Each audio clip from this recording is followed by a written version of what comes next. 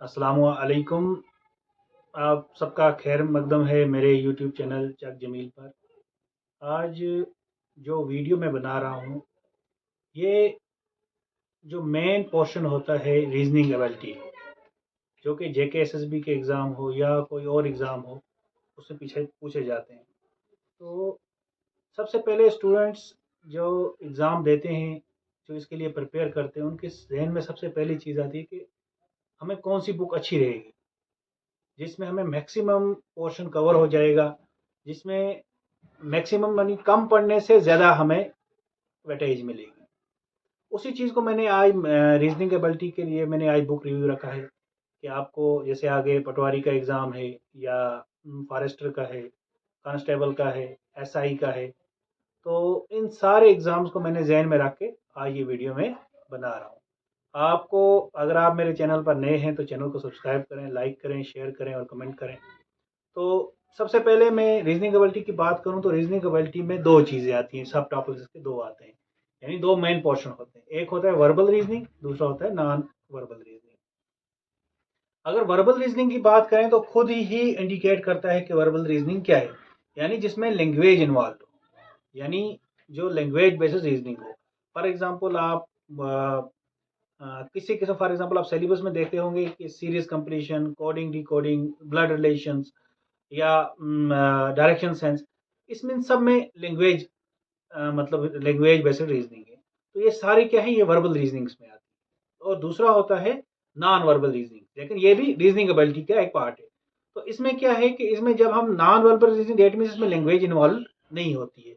इसमें जो भी हम डिस्कस करते हैं, जो भी हम क्वेश्चन सॉल्व करते हैं, जो भी हम प्रॉब्लम सॉल्व करते हैं, वो ऑन दी बेसिस होती है, किसी की शेप पर होती है, पैटर्न पर होती है, या for example mirror and water image होती हैं, उनको हम आइडेंटिफाई करते हैं। पेपर फोल्डिंग और कटिंग होती है, एम्बेडेड फिगर्स होती है, डिफरेंट टाइप्स ऑफ ये चीज़ें होती हैं। तो सबसे पहले ये हमें किस बुक से मिलेगी, अगर बुक से मिलेंगी तो हमें बुक को अप्रोच कैसे करना है। सबसे पहले मैं आपको बुक का हवाला देता हूं कि जिसमें से मैक्सिमम चीज, ये modern approach to verbal and non verbal reasoning, ये वाली बुक देखे देख सकते हो आप, revised edition modern approach to verbal and non verbal reasoning. ये है written by doctor S Agarwal.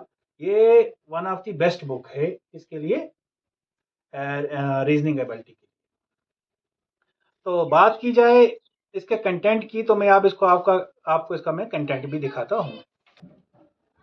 Content में आप देखें देखें सबसे पहले हमारे पास इसमें क्या है, देखो सीरीज कंप्लीशन जो वर्बल रीजनिंग है, analogy, classification, coding decoding, blood relations, और हर एक देखो फॉर एग्जांपल अगर कोडिंग डिकोडिंग की आप बात करोगे, इसमें लेटर कोडिंग भी आती है, डायरेक्ट लेटर कोडिंग भी, नंबर और सिंबल कोडिंग भी आती है।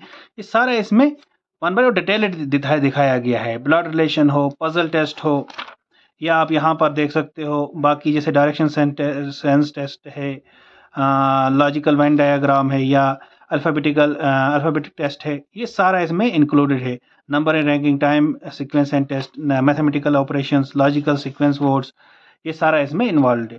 दूसरा देखो नॉन वर्बल में भी यहाँ पर ये जो आपको स्टेटमेंट एंड कंक्लूजन, वो भी इसमें सारा इंक्लूडेड है। यानी मुझे लग रहा है इसमें कोई भी चीज़ रहती नहीं है, अगर रहती है लेकिन बहुत कम। मैक्सिमम जो भी जेके एसएसबी के एग्ज़ाम में पूछा जाता है, या जेके पीएससी के एग्ज़ाम में पूछा जाता है, या एसएससी के एग्ज़ाम में, वो सारा के इवन के जो सी सेट आता है जेके के इसका, उसमें भी मैक्सिमम क्वेश्चन जो रीजनिंग एबिलिटी से आते हैं वो इसी बुक से मैक्सिमम होते हैं, क्योंकि इसी कंसेप्ट से होते हैं। अगर क्वेश्चन अलग होगा, लेकिन कंसेप्ट यही होता है। उसके बाद आप देखो यहाँ पर इसी में एनालॉगी होगी, क्लासिफिकेशन होगी, एनालिटिकल रीजनिंग होगी, मिरर इमेज होगी, वाटर इमेज होगी, ये सारी नॉन वर्बल की आती है। ये सारा कुछ इसके अंदर इन्वॉल्व है।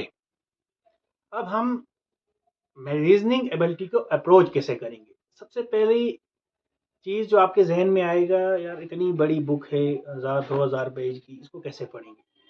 अगर पढ़ने की बात करें इसको, तो एक तो फर्स्ट पेज से लेकर लास्ट पेज तक तो पढ़नी नहीं, वो तो एक तो मतलब टाइम वेस्ट हो गया, और बाकी अपना भी वो एनर्जी जो है वो वेस्ट करनी है। स्मार्ट स्टडी करनी है। सबसे पहले आपको अपने जिस एग्ज़ाम के लिए प्रिपेयर कर रहे हो उसका सिलेबस उठाना है।